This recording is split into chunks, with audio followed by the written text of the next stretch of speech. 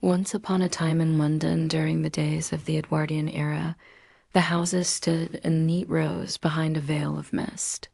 The streets below were busy thoroughfares for hansom cabs and the occasional motor car, but the people inside the grand townhouses seemed to live in another world. Inside No. 17 Cherry Tree Lane, the air was as cold and formal as the house itself. Mrs. Banks sat primly in an armchair, while her husband sat behind his desk, both lost in thought. All around them were signs of neglect. Toys lay strewn about the floor and unwashed dishes piled up in the sink. Up in the nursery, two children named Jane and Michael ran riot. Jane skipped about the room singing a nonsense song, while Michael rode his wooden horse through imaginary adventures. They were good children at heart, but no nanny could handle their boundless energy and enthusiasm, so everyone had quit in frustration. Mrs. Banks sighed. She had placed ad after ad seeking a new nanny, but it was nearly impossible to find someone suitable. And what was worse, George was out of town and wouldn't be back until Friday. So who would watch the children until then? Michael dashed into the room, waving his horse's reins. "Don't worry, Mother," he shouted. "I can look after Jane all by myself." Just then, a vase fell to the floor and shattered. Mrs. Banks rushed to the nursery, followed by Michael with tears streaming down his face. "Oh, it's all too much," she cried, sinking into a chair. Just then, the children's bedroom window flew open and a strong wind began to blow through the room, rattling the glass panes and swirling the curtains into a frenzy. At first, it was just an annoying draft, but slowly it grew stronger and stronger, picking up objects and flinging them about the room. Jane hid under her bed while Michael clung to the windowsill. "Don't be afraid," a voice called down to him. Startled, Michael looked up and saw a woman descending from the sky. Her dress flowed around her like a green and white wave, and she held a large umbrella over her head. She landed gracefully and introduced herself as Mary Poppins. "I believe you have need of a nanny," she said calmly, her eyes twinkling with amusement. Although taken aback by her strange arrival, Mrs. Banks took Mary up on her offer. Perhaps this mysterious nanny would prove to be different from the others. After all, there was nothing else they could do. For the rest of the morning, Mary calmly organized the nursery, put the children's toys away, and made sure the house was clean and tidy. It was clear that this nanny was unlike any other. But when Mrs. Banks went off to work, Mary's true talents revealed themselves. "Come along, children," she said, snapping her fingers. Suddenly, the furniture began to dance about the room, balancing, twisting, and turning in perfect harmony. Soon the entire nursery had become a merry-go-round, and Mary led Jane and Michael on a merry chase around the room. After playing for a while, Mary snapped her fingers once again, and everything returned to normal. "That was wonderful," cried Jane, still breathless from their game. "How did you do it?"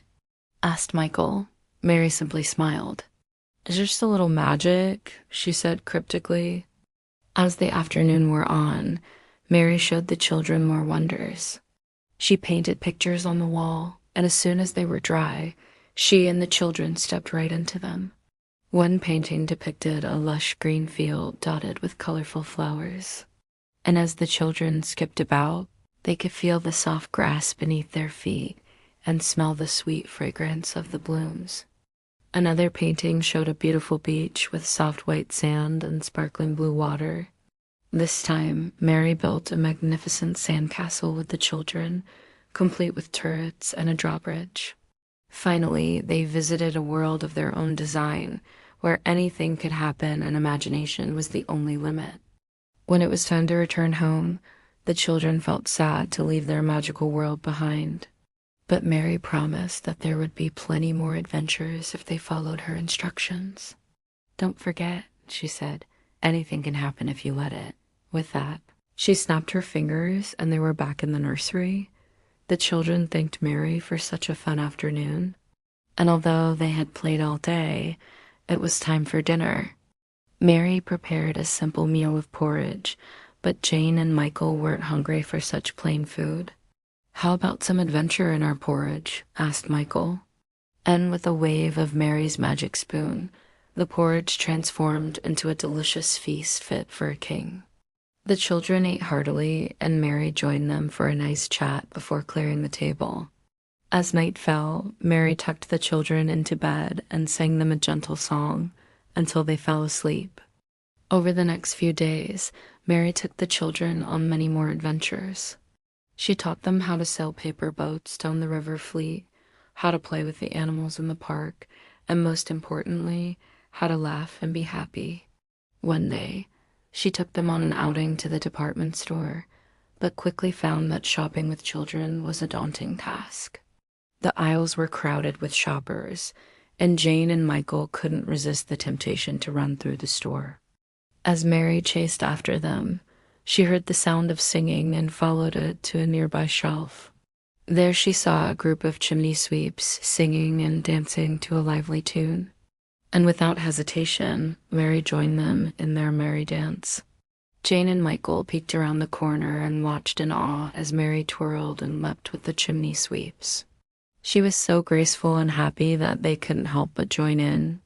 Soon, the entire department store was filled with the sound of laughter and music, and the customers clapped along with the tune.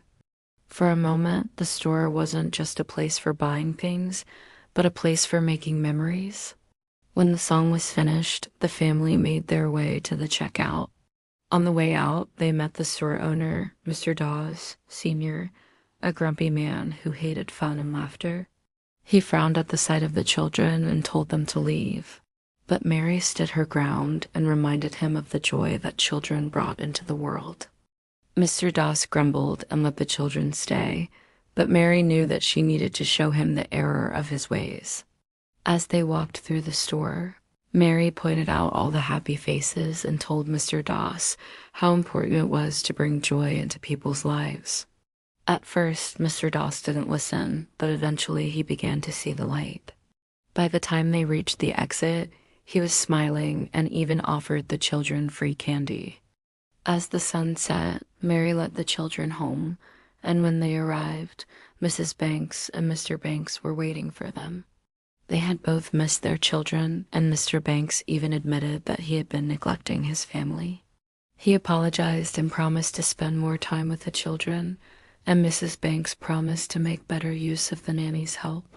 Together, they all went inside and left Mary to stand alone on the lawn. She watched them go and smiled, knowing that she had helped the family rediscover the importance of love and laughter. As the night wore on, Mary prepared to leave. She opened her umbrella, and as the wind picked up, she floated back into the sky.